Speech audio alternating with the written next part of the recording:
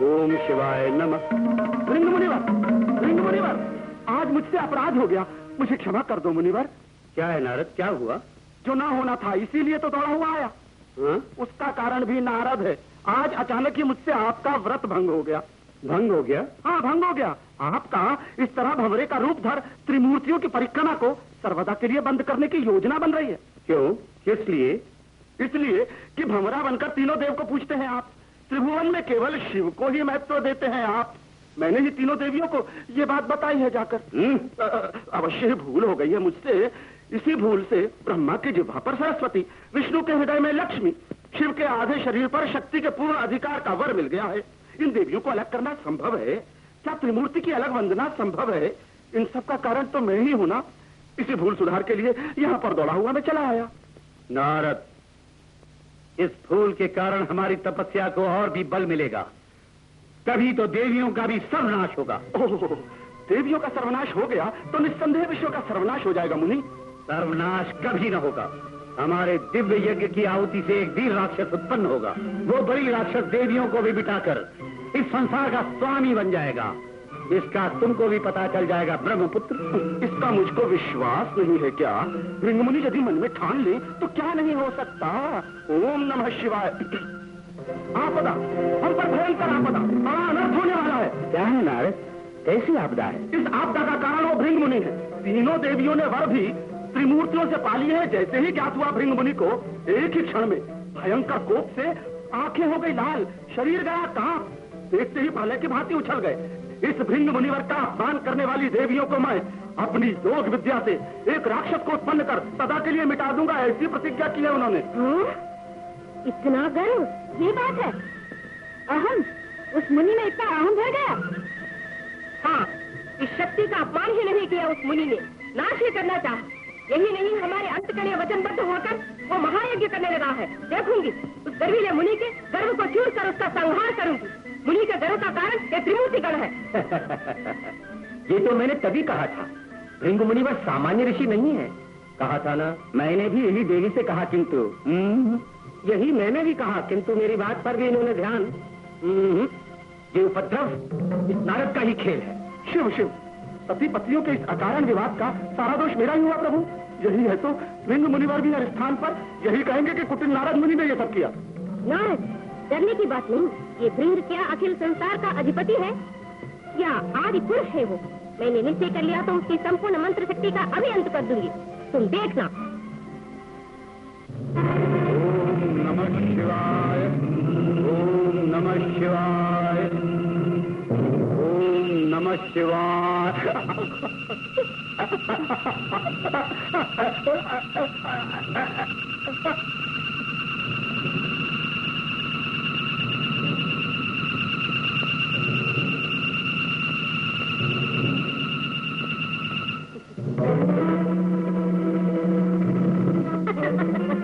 अज्ञान में डूबकर अहंकारी बन गया है मूर्ख मुनि। जिस कार्य सिद्धि के लिए ये महायज्ञ कर रहे हो, उसे भूलकर निर्जीव होकर तुम भयंकर पीड़ा से तड़पोगे।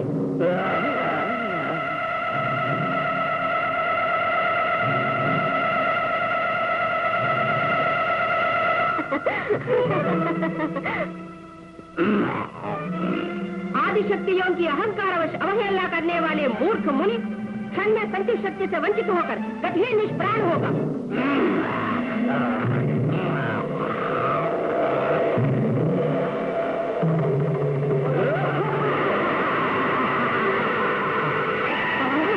ये कैसा भूकंप? देवियों के रोकने पर भी इस राक्षस का जन्म हो गया। इन देवियों की दशा क्या होगी अब?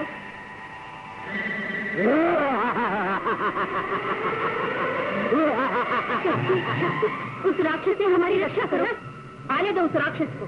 भृंग मुनिवर को ही नहीं, ब्रह्मा विष्णु महेश को भी शक्ति की महिमा का पता इसी क्षण चल जाएगा।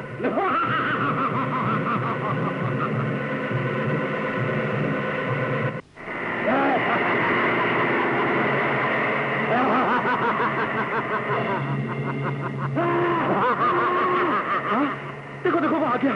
बचाइए भगवान।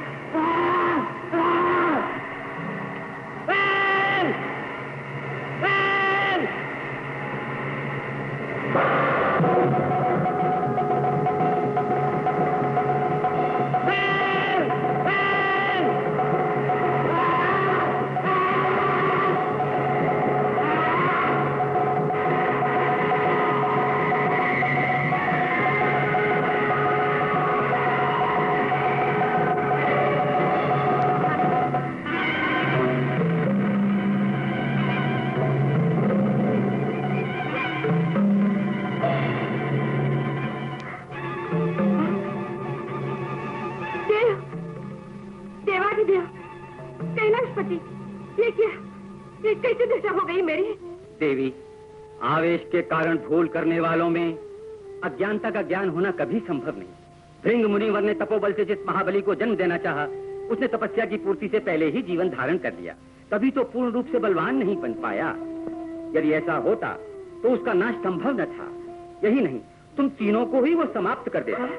भक्तों के मन को पीड़ा पहुंचाने वाला पापी चाहे जो भी हो, पर उसे पाप का दंड तो मिलेगा ही संसार में। महादेव, इन पापों का प्रायश्चित नहीं? पाप का ज्ञान होते ही क्षमा का मिलना अवश्यम भावी है। तुम्हारा साथ देने वाली लक्ष्मी और सरस्वती को इन सारे पापों का परिणाम भुगतना तो अवश्य ही पड़ेगा। उन्हें दंड स्वरूप भूमि पर उतरकर पापों से मुक्ति प्राप्त करने के लिए सरयू और पद्मा नदी बनकर रहना पड़ेगा। जन कल्याण द्वारा पापों के मिटते ही वे दोनों स्वर्ग को लौट कर आ सकती हैं। देवी, तुम धरती पर जाकर अपने चमत्कारों से मनुष्यों को भक्ति का मार्ग दिखाना। उसी धरती पर एक पुजारी मिलेगा तुम्हें, उसे तुम आपत्ति से बचाकर अभय अवश्य प्रदान करना देवी। इसके फलस्वरूप इन पापों से मुक्त हो जाओगी तुम।